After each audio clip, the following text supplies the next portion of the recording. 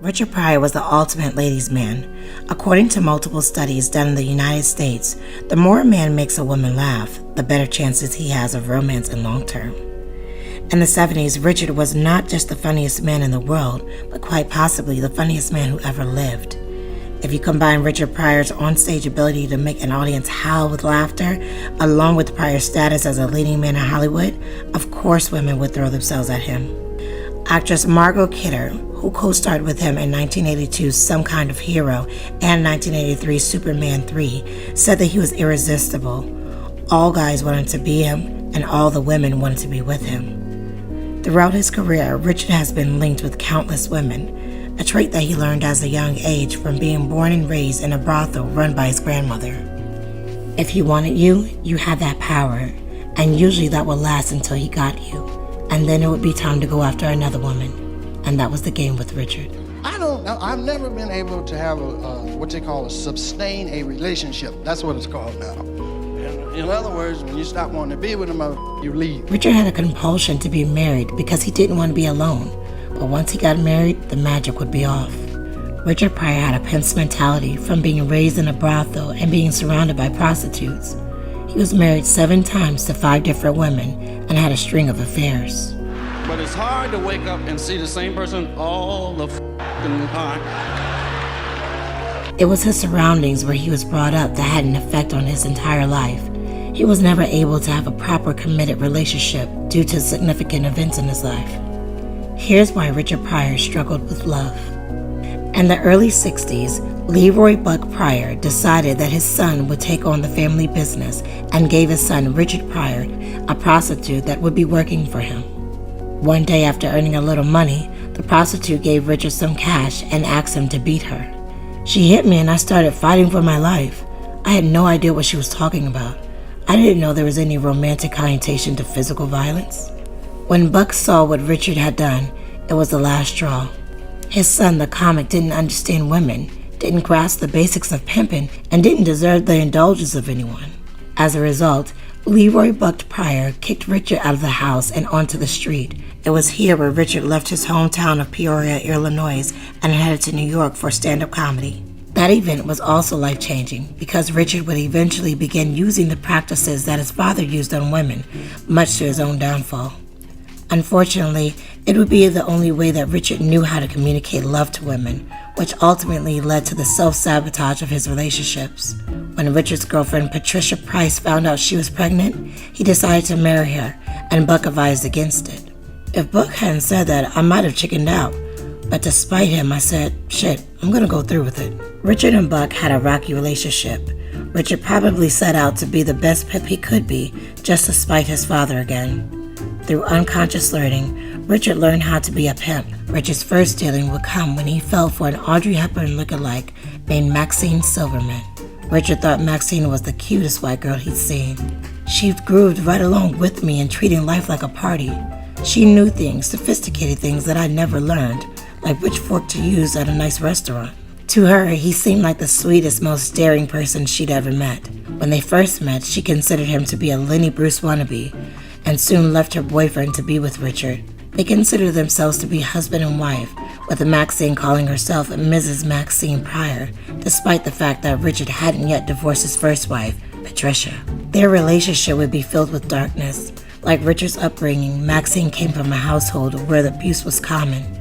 Richard had finally found someone who understood him, but the two constantly fought. There was one instance where Maxine pulled a knife out on Richard and cut him. It would later be discovered that Maxine wrote a secret message on the back of a picture in their home. It read, "If anything ever happens to me, Richard Pryor did it." Richard and Maxine would go on to have a child together, Richard's third, Elizabeth. With both Maxine and Richard coming from an abusive upbringing, they eventually practiced what they saw growing up. Richard brought his girlfriend, a young white woman named Shelley Bonus, to his stepmother's funeral and introduced her to his family. The two would later marry.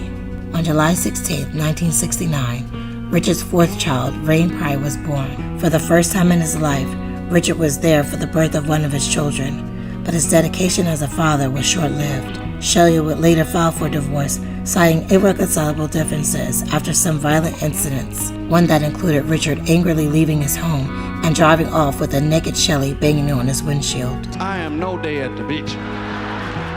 In 1973, Richard Pryor walked backstage at a Sammy Davis Jr. concert and met Kathy McKee.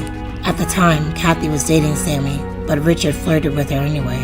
When Sammy married someone else, Richard wore her down with notes, gifts, and phone calls. She began seeing him secretly. When Richard hosted Saturday Night Live in 1975, he invited both Kathy and his ex-wife Shelley to not just attend the taping, but to be on the show too. Richard didn't know how to manage his women the way Sammy Davis Jr. did. Sammy was a master at bringing his women together. Richard didn't know how to do that. He couldn't swing. He couldn't bring Deborah or me or Pam Grier together. It always ended up being in trouble for him. So we were kept separate. In 1976, Richard began filming Greased Lightning. Popular film actress Pam Grier was cast as Richard's wife in the film. She was excited to work with Richard, but when he was led to set and didn't know his lines, she had some words for him. I walked off and respected myself, and that's when he fell in love with me. The two fell in love during the filming. Grier brought structure to Richard's life. According to Pam, Richard stayed relatively clean during the relationship. I don't think he was an addict, because he was able to get off everything with me for 9 months, cold turkey. So that took some strength. Richard even seriously considered marrying Pam, but Richard's insecurities would soon surface. After Pam beat him in tennis, he refused to talk to her for a day, and when she tried to give him pointers, he completely shut her down. From Richard's point of view, Pam was too career-minded. I was put off by how much I thought Pam believed that stardom belonged to her. In my head, there was only one numero uno, and it wasn't her. Pam was too strong of a woman for Richard, which caused him to feel inadequate. In his mind, Richard was supposed to be the man. At the same time Richard was developing the Richard Pryor Show for NBC, he was also dating 3 women, Lucy Soroyan, Deborah McGuire, and Pam Grier. Once, all 3 of them were gathered at Richard's home to meet his grandmother Marie. Richard asked Marie which one should he marry, and she responded, "I wouldn't give a nickel to any of those bitches." Lucy was remodeling Richard's home, and her friend and assistant, Jennifer Lee, had also caught Richard's eye. Richard ended up marrying Deborah on September 22, 1977.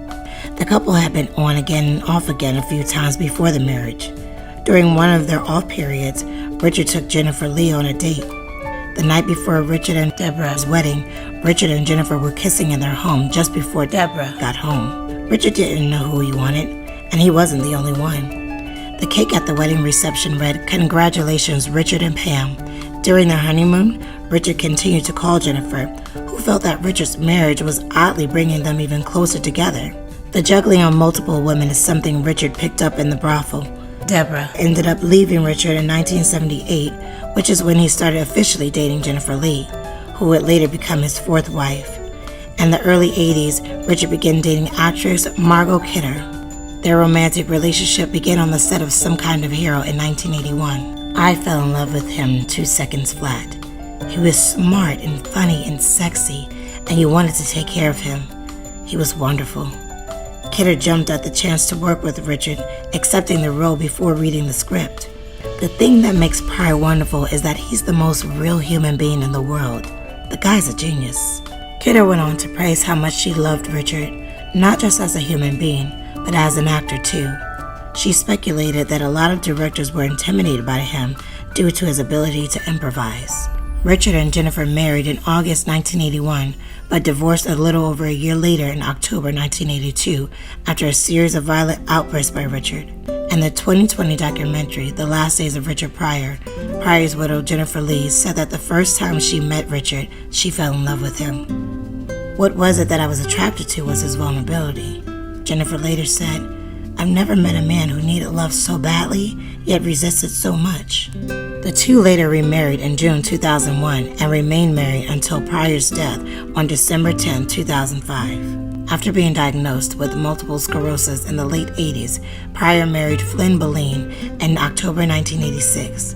They separated after 2 months of marriage and got divorced in January.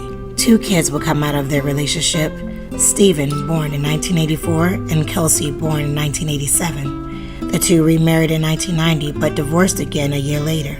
Richard's physical condition continued to deteriorate around this time. Former wife Deborah returned and took on the job of being his 24-hour caregiver. "I love strong, smart women, but I feel inadequate to them. These were Richard's words in 1978 to People magazine. Richard's own insecurities was the ending to many of his relationships, including Pam Grier and Patricia Heitman. For a long time, I saw women as sexual objects, and I was always trying to keep from getting hurt. Then one day, they'll pack up and leave, taking something more with them than clothes. They took my happiness. I finally gotten to the stage where I'm trying to understand women as friends. I'd rather rob a bank than to mess with women the way I used to. The effects of Richard's childhood definitely spilled over into adulthood. The final straw from his father was the one that changed his outlook on relationships forever and contributed to the constant pursuit of proving Buck wrong. The violence, juggling multiple women, and his own insecurities as a man have all been brought out in his relationships. Pryor was able to establish a comedy career that would span over 40 years. His comedy would touch on his life and win over a collection of women. But it seems that pains from his earlier life would ultimately affect his romantic relationships. I really am crying.